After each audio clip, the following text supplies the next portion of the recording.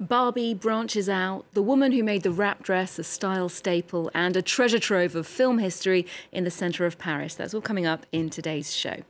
Well, we're starting off with a woman who's become a symbol of femininity for generations of little girls.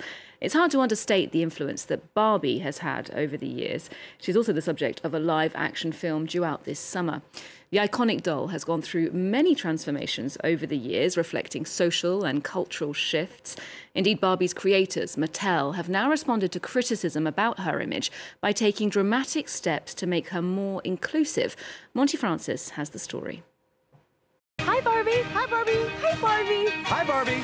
When Barbie hits the silver screen this summer, you may not recognize all of her various iterations. There's, of course, conventional Barbie, played by Margot Robbie. But there's also President Barbie, Diplomat Barbie, and Dr. Barbie, who's played by a transgender actress. Barbie has come a long way since her introduction to the world in 1959. Criticized for her improbable physique, over the years, Mattel has made an effort to be more inclusive and have Barbie reflect the experiences of everyday women, including those with disabilities. Barbie can play an important role in a child's early experiences, and we're dedicated to combating social stigma and enabling all children to see themselves in Barbie. In her latest version, Barbie represents a person with Down syndrome. With her shorter frame, longer torso, and almond-shaped eyes, the doll is meant to represent someone with the condition. If there's ever Barbie with Down syndrome, that looks like me. And it's beautiful, and I love it to pieces. Mattel's efforts at inclusion reflect a greater trend in the fashion industry. In its May issue, British Vogue featured portraits of disabled activists on its covers, including the model, Erin Rose Phillip. The impact of seeing someone like myself with a disability on a magazine cover is so immense because as a fashion-obsessed trans kid, growing up, I barely ever saw myself. From Barbie to the covers of magazines, the conversation is changing. And for once, those who are in the shadows say they're enjoying the spotlight. Next, to a designer who's channeled her energy into fashion and feminism equally over the last 5 decades. Diane von Furstenberg revolutionized 70s style with her signature wrap dress, which will soon be turning 50. Well, to mark the occasion, the Fashion and Lace Museum in her native Brussels is featuring a retrospective of her work. Alison Sargent tells us more about the woman and her inimitable style. She's a fashion trailblazer with a lifelong commitment to feminism. Diane von Furstenberg exploded onto the scene with her iconic wrap dress in the mid-1970s. Some 50 years later, it remains a wardrobe staple, designed for the comfort and ease of the women who wear it. The jersey, very practical, doesn't crinkle. You put in a print that moves with your body, that all of a sudden makes beautiful curves in your body.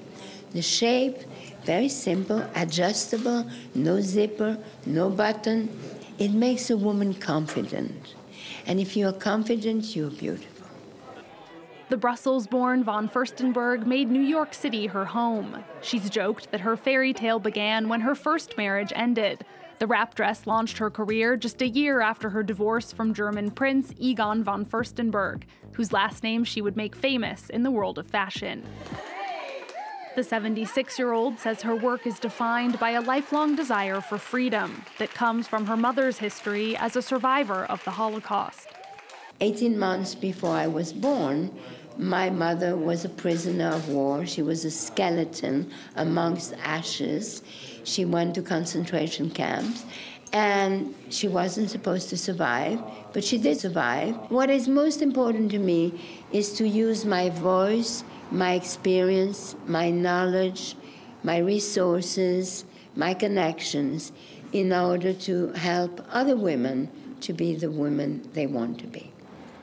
Translating that ethos into philanthropy, von Furstenberg founded the DVF Awards in 2010 to celebrate women who transform the lives of others.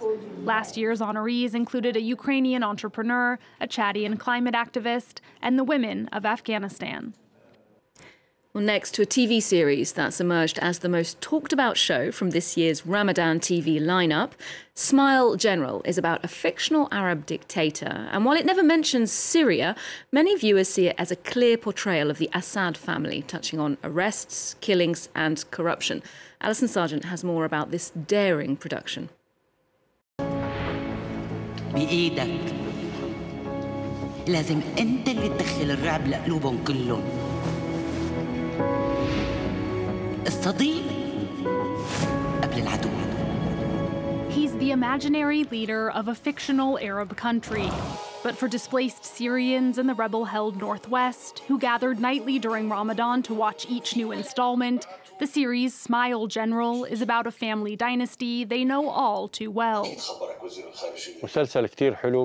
It's a very good show that talks about dangerous incidents and crimes committed by the Assad regime.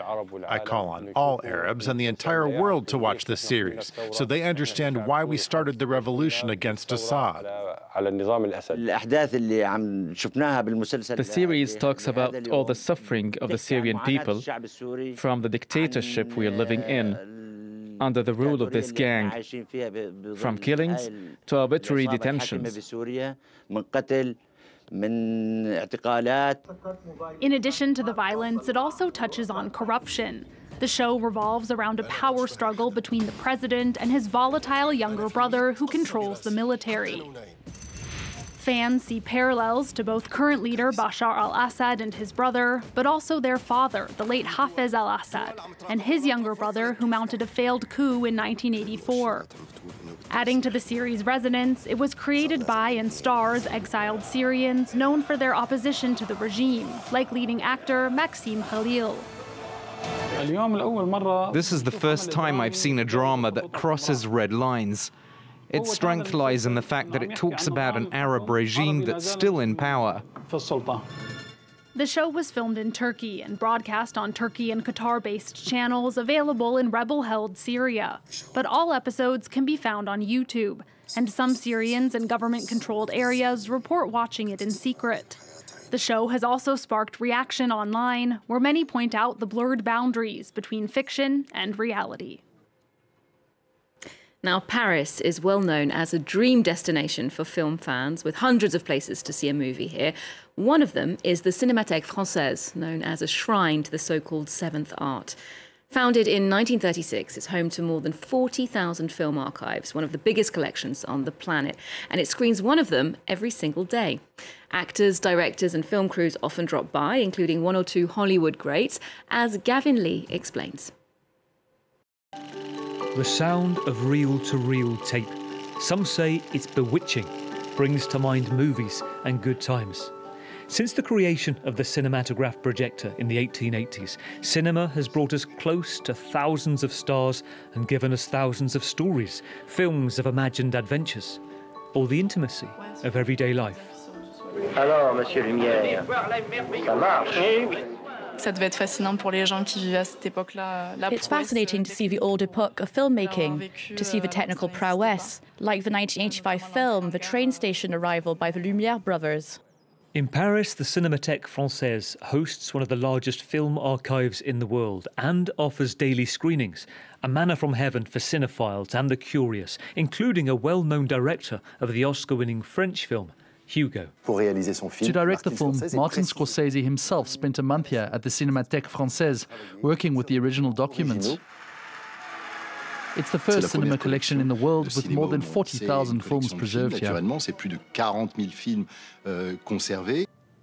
synchronicity of special effects, a room for youngsters and budding filmmakers to play and understand techniques, even if they're still basic.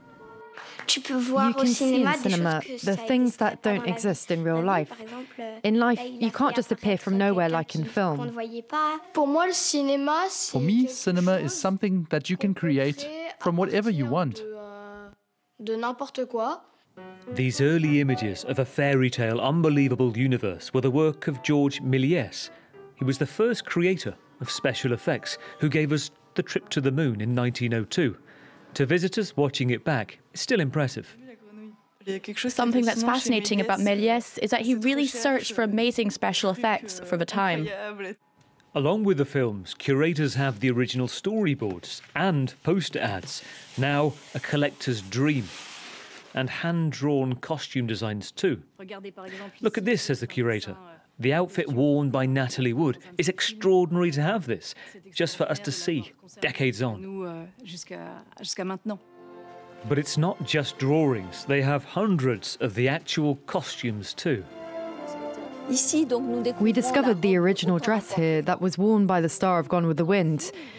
Vivien Leigh was actually wearing this with a petticoat on top.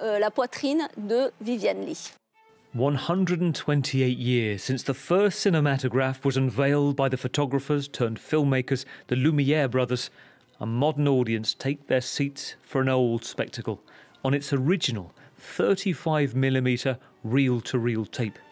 Time preserved inside the Cinémathèque Française. Well, staying with cinema and to a season of films now that celebrates the ultimate movie metropolis, Los Angeles. The Forum des Images in Paris is staging a series of screenings and masterclasses that capture the quixotic magic of LA, and that's on up until the end of July. From its desert beauty to its eclectic cast of locals, we'll leave you with some of the highlights of that selection. Well, do remember you can get more arts and culture on our website and our social media too. There's more news coming up on France 24 just after this.